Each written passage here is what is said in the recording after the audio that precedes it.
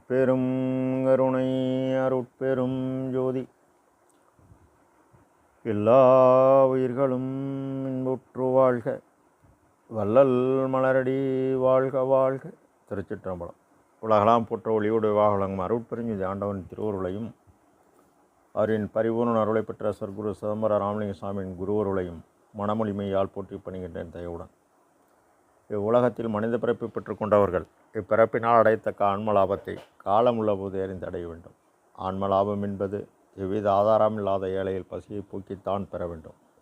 இது சர்க்குரு வாக்கு, அருட்பெருஞ்சோதி இறைவனின் வாக்கு. நாம் செய்த செயலின் நுழைவாக இன்ப துன்ப அனுபவங்கள் யாம் வந்து கொண்டே உள்ளது. அப்படி வருகின்ற துன்பம் யாம் பொறுத்து எல்லா உயிரும் இன்பமாக வாழ எண்ணினாலே எல்லாம் செயல்கூடும். சமரச சுத்த சத்திய சன்மார்க்க சார்ந்த சாதுக்கள் மற்றும் அனைவருக்கும் இனிய புத்தாண்டு நல்வாழ்த்துக்கள். தனி சிவமாகிய அருட்பெருஞ்சோதி இறைவர் காணும்படி காட்சி தந்து மனம் குலைவித்து தன் காட்சியில் இன்பத்தில் திளைக்குமாறு தயவு புரிந்த நலத்தை எண்ணி எண்ணி வியந்து போற்றுதல் ஆண்டு அருளிய அருமையை வைத்தால் தலைப்பில் பெருமான் பாடல்களை பதிவு செய்துள்ளார். அம்பலத்தாடும் அமுதே என்கோ, அடியேன் ஆறுயிர் என்கோ, எம்பலத்து எல்லாம் வல்ல சித்து என்கோ, என் இரு கண்மணி என்கோ, நம் பிடில் அணைக்கும் நற்றுணை என்கோ, நான் பெற்ற பெரும் செல்வம் என்கோ, இம்பர் இப்பிறப்பே மெய்பிறப்பாக்கி என்னை ஆண்டருளிய நினையே. இம்பர் இப்பிறப்பே மெய்ப்பிறப்பாக்கி என்னை ஆண்டருளிய நினையே. உலகில் மானிட பிறப்பு உயரிய பிறப்பு. இதனை அவையார் அரிது மானிடராய் பிறத்தல் அரிது, அதனினும் அரிது கூன் குருடு செவிடு பேடு நீங்கி பிறத்தல் அரிது. பிறந்த கால் ஞானமும் கல்வியும் நயத்தல் அரிது, ஞானமும் கல்வியும் நவிழ்ந்தக்கால் தானமும் தவம் செய்தல் அரிது. தானமும் தவம் செய்தவர்க்கு வானவர் வீடு வழிவிடுமாமே என்பார். காரணம், மற்ற 5 அறிவு வரை மன அறிவு விலங்கிடப்பட்டுள்ளது.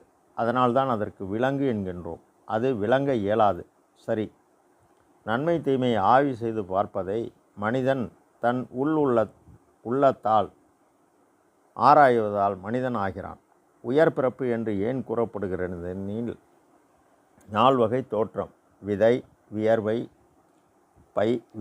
பேன், பை கருப்பை, முட்டை கோழி முட்டை, எண்ணற்ற வகை 7 வகையாக பிரிகிறது. தாவரம், ஊர்வன, நீந்துவன, பரப்பன, நடப்பன, விலங்கு, மனிதர்கள். உயர் பிறப்பு தேவர். இவ்வுயிர்கள் முக்குண வயப்பட்டது.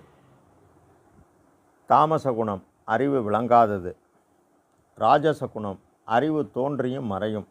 சத்துவ குணம் அறிவு தோன்றி விளக்கம் பெறும். 4 வகை 7 பிறப்பு ஆக 28 மொத்தம். 28 குணம் 3 ஆக பெருக்கும் பொழுது 84 லட்சம் தாவர சங்கமமாக உலக உயிர்கள் உள்ளது என சர்க்குரு கூறுவார். ஒரு பிறப்பிலும் நன்மையும் உள்ளது, தீமையும் உள்ளது. மரம் எட்டி மரம், அதே போன்று மாமரம். அதுபோல மனிதரிலும் நியாயஸ்தனும் உள்ளான், அநியாயஸ்தனும் உள்ளான். நியாயஸ்தன் தர்மம் கடைப்பிடிப்பவன். அநியாயஸ்தன் எதிராக எதனை பற்றியும் கவலைப்படாமல் செயல்படுவன். மனித பிறப்பே இறைவனை அடைய வழங்கப்பட்டது. ஒரு ஆன்மா இறைவனை பரிபூர்ணமாக அடைந்தால் இப்பிரபஞ்சம் கோடி நன்மை பெறும்.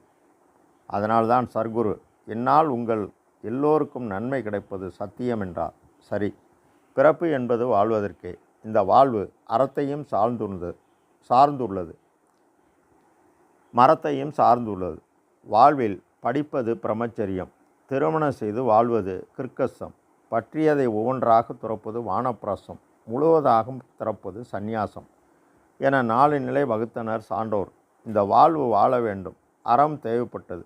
அறத்தால் விளைவது பொருள், பொருளால் விளைவது இன்பம். வாழ்க்கை அன்பு பண்பாகி அரண் பயனாக வேண்டும். வையத்துள் வாழ்வாங்கு வாழ்பவன் வானுரையும் தெய்வத்துள் வைக்கப்படும். தேவர் பதவி, இதனை கடவுளார். பிறவி பெருங்கடல் நீந்துவார் நீந்தார், இறைவனடி சேராதார் என்பார். இந்நிலையை அடைய படாத பாடுபட்டனர். இறைவனை அடைய சிந்தையும் மொழியும் செல்லா நிலைமை தாகலின் துறவு எனும் காரண வகையால் வீடு அடைவது என்றார் திருக்குறளுக்கு உரை ஆசிரியர் பரிமேலழகர். இப்பிறப்பு பொய் பிறப்பு. காரணம் பதமடைந்தாலும் பிறப்பு உண்டு என்கின்றார் சர்க்குரு. காரணம் முன்பு தவம் என்பது வேறு. அருட்பெருஞ்ஜோதி ஆண்டவர் கூற அதன்படி ஜீவகாருண்ய ஒழுக்கமே பெரிய தவம் என செயல்பட்டதால் 4763வது பாடலில் நானே தவம் புரிந்தேன் நானிலத்தீர் அம்பலவன் தானே வந்து என்னை தடுத்து ஆண்டான். ஊனே புகுந்தான் என் உள்ளம் புகுந்தான் உயிரின் புகுந்தான் கருணை புரிந்து என்கின்றார். மேலும் 4600வது பாடலில் ஊன உடம்பே ஒளி உடம்பாய் ஓங்கி நிற்க ஞான அமுது எனக்கு நல்கியதே வான பொருட்பெரும் ஜோதி பொதுவில் விளங்கும் அருட்பெருஞ்சோதி அது. முன்பு காற்று இயக்கத்தால் சுத்ததேகம் பிரணதேகம் பெற்றனர். ஒளி இயக்கம் செயல்பட்டால் ஞானதேகம் பெற்றார். இதுவே மெய் உடம்பு பெற்று ஆடுகின்ற சேவடிக்கு ஆளானேன் மாளாத ஆக்கப்பெற்றேன் என்ற உறுதி செய்கிறார். கோ என்கின்ற இறைவனை தயவினால் தயாவண்ணம் ஆக ஆக நம் உள்ள ஒளிப்பொருள் உயிர்பொருள் கூட கூட காம மகன்று தன்னை அறிய கோ எனும் இறைவன் பா எனும் பகரவடிய குடியில் என்னும் மகரமையான உடலில் அருளியல் புரிவது விளங்கும். விளங்க விளங்க நம்முள் விளக்கம்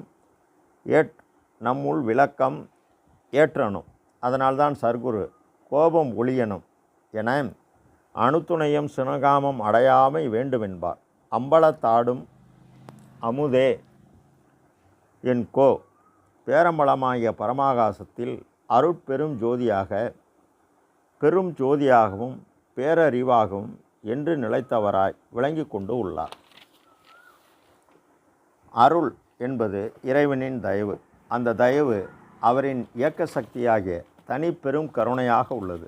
அந்த தயவு ஒவ்வொரு ஆன்மாவிலும் மேடையிலே வீசுகின்ற மெல்லிய பூங்காற்றாக ஆன்ம சிற்றொளியை சுற்றி உள்ளது. இந்த பூங்காற்று ஆன்மாவின் ஆகாமிய சஞ்சித பிராப்த கர்மங்களுக்கு ஏற்ப இறைவன் ஆன்மாவில் கருணையை பொருத்தியுள்ளான். அதனால்தான் அகவலிலே எங்கே கருணை இயற்கையில் உள்ளன அங்கே விளங்கிய அருட்பெரும் சிவமே எனவும் அதனை பெற நாம் முதற் சாதனமாகிய கருணை ஆனதினாலே என பேருபதத்தில் குறிப்பிடுகிறார் சர்க்குரு. உயிரை பற்றியது காமம் எனும் விருப்பம். எல்லா விருப்பத்தை விட உயர்ந்த விருப்பம் சிற்றின்பம்.